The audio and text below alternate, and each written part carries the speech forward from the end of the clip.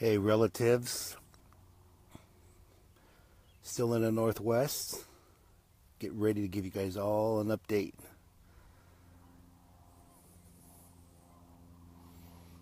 Thought you guys might like a little bit of the view that I get to see every day here. Beautiful. Alright relatives, this is Myron Dewey with Digital Smoke Signals, feeling refreshed and getting ready for the New York Film Festival, Tribeca, the documentary Awake. I'm going to go here, point this way a little bit so you guys can see this, and share with you a little bit about what the documentary is. Hopefully we'll get out there as much as we possibly can to get the traction of what we've seen at the No Dapple resistance camps in North Dakota. And the beginning of this documentary that I went down there and shooting, history is why I was there, to film through indigenous eyes. History leads us out of the whole equation of media. And so those are one of the reasons why I went down there. But let me start this off properly, guys. Napija nanishta pija yaruwa nanishta mogoi napija pa nanishta pa nanishta depa. Saying some words for good thoughts, good words, and blessing our water and our earth. Napija tumia, in a good way. Nanishta numaga boinabi, and all our leaders out there, and all our relatives in the four directions. Napijatumia. Oh, that was in the Paiute language right there, saying many blessings in the four directions to all our relatives. Right here, this is the Tulalip Bay. It's beautiful out here, and just given a little overview on what I was thinking about with the documentary Awake, and I've put everything away for the last few weeks to get balanced, get collected my thoughts, collected my spirit, family again, and making sure that I have the best to offer when we continue to keep going on this fight with the No Dapple. This is still a fight we're in. We did not stop filming. Digital Smoke Signals is still going. And we're still moving forward with indigenous independent media to share the stories here, to share our story through indigenous eyes. And what does that mean? It means that when you start to see documentaries start to focus on the civil rights movement without indigenous people's voices again, we're right back to where we were, where our voice isn't being covered. So my goal is to share with the world our Numa Yadawa, Numa Tsunami, our thoughts, our words, Napijatumi, in a good way, that we are still here, we are still protecting, we are still defending our water, our resources, our traditional harvesting places, our areas, and even another tribe and people, when they ask for help, we will go there and put our bodies on the line. This documentary shows that. It shows how we did what we could in the best possible way to share the story of what was happening up at Standing Rock to our relatives up there. And that we were not going to be idle and stand by and not do anything. That we were going to participate, and we did participate. And continue to do it in a good way, in a participation of prayer. Keep moving forward, no matter how hard it gets. Tough times create those, tough times create tough people, and those tough people outlast those tough times. It's beautiful what we can do, the seventh generation moving forward together. So with this documentary Awake that we're going to be showing in New York, it's just the beginning, because Morton County was the distraction as the oil police. They were not the problem. They were part of the problem. And we're going to continue to hold them accountable as we continue to hold ourselves accountable, and also our own people accountable, to make sure that we have this responsibility to continue to share the work, share the load. So it's very beautiful, guys, what we're doing here. And with that, this documentary is about, I think it's around an hour long, and it's going to share the stories of through indigenous eyes and also our allies and what they, and that's what this is going to continue to do, is share those stories. And it's beautiful, very beautiful. So you can also premiere this documentary in your town, your area. April 2nd, it'll go online, and you can share it in your community with your family and your friends, your water protectors in your area. And I encourage you guys to do that. It'll be as little, you can go on Myron Dewey or Digital Smoke Signals, take a look at it. The second half of this documentary that is being fundraised for the edit part is completely different than the first one. This one actually is going to be at least an hour and a half, and it's 8 months of being at Standing Rock, a collection on both sides of the pipeline. It'll have everything that we went through and are going through and continue to go through all the way to the court battles, and to show what tribes are doing, what water protectors are doing, what the interviews, why people were there. It's very powerful, and it's going to be put together in a 360 documentary. There's different aerial shots that are a part of it, educational tools, and to help with the visual legal battle, continued visual legal battle. So water protectors, everyone out there, if you love water, you're a water protector. We've had many blessings for Morton County. They're water protectors. And No Apple was also water protectors. So there was a lot happening there, and it's continuing to happen in strengthening the communities, the local communities, and our future generations to come, is to keep that water clean. Okay, so I'm just going to shut this one, just a short interview, this as a short update, and just share with you guys that this has been a beautiful time, and it's continued to be a beautiful time. When times get tough, you got to get tougher, because you're going to outlast those tough times. And right now is a time to stand together and be around those who role model teachings. That's my advice to you. These movements, at the end of these movements, get rough.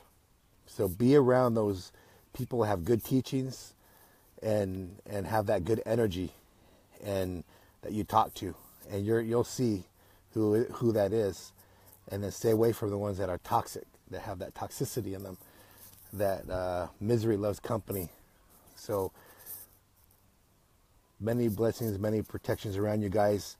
Thank you for all your hard work, contributions, donations. Keyboard warriors, thank you guys. Continue to pass the message. Digital Smoke Signals is still documenting both sides of the pipeline, still going up and documenting inside the courtrooms, still making it happen. And anything you guys contribute will go to the continued protection of our water protectors, and to give them a voice, a visual voice, to let the world know that they still are standing strong. And even after this movement has moved on to Iowa, which is also in the courts of Iowa, up there now, we're still helping our water protectors in the court system back in Bismarck. All right, water protectors. I'm going to turn it around real quick. Many blessings to you. Thank you guys for all your contributions, donations, solidarity, your Reiki from long ways away, shared medicine, and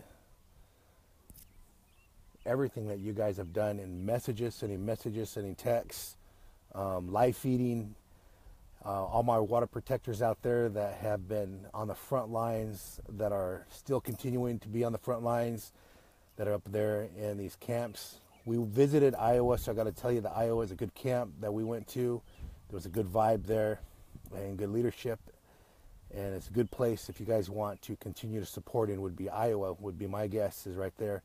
Also, we have some water protectors that are still on the road. You're going to check out their live feeds, and they're helping. One way to help is to send somebody you know to one of these camps to stay there for a week, and that's the best way you can get help in their direction and see what they need. And feeling good. I'm gonna ask for a few of your guys' messages here, and all right, on Minnesota Rising we go. So let me get out of the wind here, guys. All right, got these wings going. The documentary again is to show the distraction of the police department in the protection of the oil that was going through and what we had to do. And I got to tell you, I was thinking about different ways I was documenting out there. And I thought, man, I'd run into somebody way the hell out there, and I'm thinking, what are they doing out there? And then I'd see, well, they're probably thinking the same thing of me. What am I doing way the hell out there? Documenting. And being chased by mercenaries way out there. Have you guys seen some of the pictures from September, October, November, when I ran into FBI back there, and they tried to harass me, which I did document, the FBI. I documented them trying to go into my vehicle. Got other video of the Fargo police following me for 20 miles onto the reservation. Video of chasing Morton County Police Department when they were taking pictures of the children, which we did see in the yellow journalism into the magazine. The article about CPS, they were talking about the children not having supervision and whatnot. This is the combating things that we had to do and sharing it. And when I first got there, it was really difficult to find like-minded people that had this vision of what I've seen that we need to do in documenting history and why we needed to document it as a visual, legal narrative. And just thinking of all them back roads and, documenting, like, what is it there? What is, sometimes I was thinking, what are they doing way out here? And why is there so many police protecting this? I've never seen that before. I've never seen that type of protection for something. And it was every single day and night, and being harassed and pulled over. If you guys remember when I was pulled over for crossing a smog line, and the other time I was pulled over for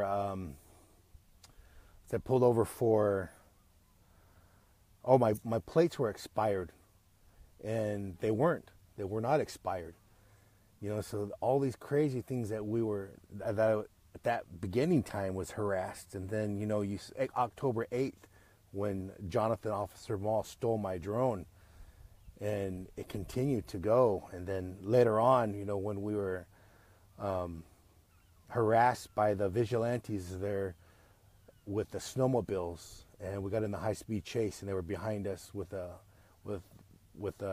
trucks. And I think when I look back at those times, and we had support out there. There was security out there, and they were close to us when we pulled in, and they stopped and said, "Hey, you guys okay?" It was our own security, and they were out there. And I thought that was very, that was awesome to see that we did have support out there. We didn't know that, a lot was happening on those back roads all the time, and trying to document what we were seeing when they were working at night and under these big tarps, welding these pipes together. They were working 24/7. It was a moment where a lot of this could have went wrong. People could have been killed, and luckily I was okay. And many of the people that came with me out there to help protect me while I was documenting, while I was filming out there, I want to thank you guys. A lot of you guys are just came in with security background to make sure I was okay, and many guys came in with filmmaking background. You guys flew the drones. You guys did all kinds of different things and documenting social media. And thank you guys for all being a part of this protection of the water. And many of the young people may not even know what you did, but I know what you did, and a lot of the people listening do. They know what you guys did. And I'm thanking you guys for all the hard work that you've done and continue to do.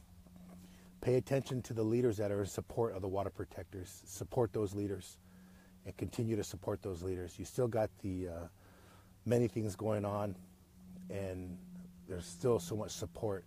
Be compassionate to each other and pray for the leaders that need it. So many blessings their way, and just continue to support each other. It's very important to reach out. Everyone is doing their work in their own way. There's really, I think, no set in stone on how to do this, but the research is important. The intellectual warriors out there, very important. And we need your support. We need you to continue to look. Don't feel like we don't need you. We need you a lot. Thank you for reaching out and to my personal page and Digital Smoke Signals. And, you know, one of the things that we saw a little bit earlier was Kyle Thompson was arrested for domestic violence and a few other charges. So just pay attention that these people they need help as well. Somewhere along the road they got off on the wrong side, and still are allies, maybe. You never know. So we need to make sure that we send them prayers and blessings that they come back. And water is life. Water is life. Aho, many relatives, many blessings. Again, thank you guys to all, sending blessings to the longest walkers going through Standing Rock. Send them a lot of blessings, support. Call the tribe to see, you know, what you can do to help the tribe in supporting the longest walkers that are there. Maybe they need gas money to go through, or, you know, all of that is a collective people coming together and walking for the right reasons and bringing awareness throughout the United States and bringing awareness throughout Indian country. Okay, relatives, many blessings. Thank you. Aho. Remember, April 22nd, Awake, Tribeca, New York. See you there. It goes from April 22nd to April 29th. Many blessings, relatives. Aho.